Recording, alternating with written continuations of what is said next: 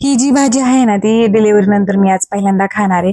तर त्याआधी सकाळी कचऱ्याची गाडी आली. 2 दिवसांनी गाडी येते त्यामुळं मग गाडीची वाट पाहतात. कचरा एकदा गेला का टेन्शन नाही. ऋतू गेलाय शाळेत आणि सगळं आवरून मी दुपारच्या भाजीची तयारी करते. ती म्हणजे गवारीची.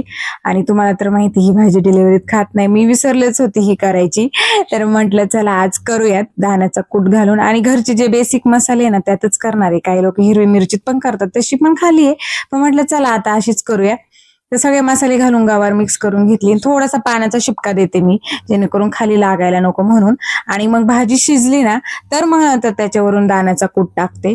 तर भाजी वगैरे इकडं रेडी झाली आणि नंतर आम्ही बसलोय आता इथं खेळायला पत्ते. आणि हे मला खरंच काही येत नाही. मुलांनी शिकवून मला थोडस यायला लागलं पण खूप मजा आली. आणि त्यातून बघा इथं मला जोडी लागली त्यामुळे तो खूपच आनंद झाला. मला तर असं आनंद झाला का मला तुला पोहता येत नाही. तर खेळून वगैरे झालं. आणि आज आपण म्हंटलो ना सीजनची पहिलीच कैरी पहिल्यांदाच खाते म्हणजे ही कैरी पोरांनी आणली होती. मस्तपैकी कट वगैरे करून दिली आणि दुपारचं जेवण छान झालं. पोरं झोपली आहेत आणि 4:30-5 वाजले होते. वरती आले होते पेढा खात खात आणि एकदम आभाळ आलंय. एवढं सकाळपासून म्हणजे आभाळ येते जाते आणि पाणी आलं का असं वर येणं होतच माझं. नंतर मग पाणी वगैरे भरून झालं तर बाहेर गेले. अजून तर मुलं झोपलेलीच होती सई आणि ऋतू. तर मग हे आमचं नेहमीचं गल्लीत ठरलेलं आहे. पोरांचं तासभर किंवा अर्धा 1 तास तरी मॅच खेळतात. क्रिकेट गल्लीतलं क्रिकेट म्हटलं तरी पण चालन. आणि मग मी त्यांच्यात जाते आणि भांडून थोडा वेळ का होईना बॅटिंग घेत असते.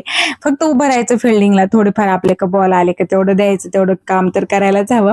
आणि मग नंतर आउट असलं तरी भांडायचं की नाही नाही मी आउट नाही मला अजून एक बॉल असं चालतंच. आणि तुमच्या गल्लीत पण मुलं अशी खेळतात का मला नक्की सांगा. आणि खेळतच असतील आता. आणि एवढं मस्त वाटतं ना. नंतर मग सई आणि ऋतू दोघं पण उठले होते. मग त्यांनाच घेऊन बसले. संध्याकाळची स्वयंपाकाची तयारी पण करायची होती. मस्तपैकी स्वयंपाक वगैरे केला मी. उद्या आहे अक्षय तृतीया. तर पाहूयात चालले आंबरस करायचं काय असणार आहे ते उद्याच्या व्हिडिओमध्ये नक्कीच पहा. आणि संध्याकाळचं हे रोज असं नाचगाणं असते.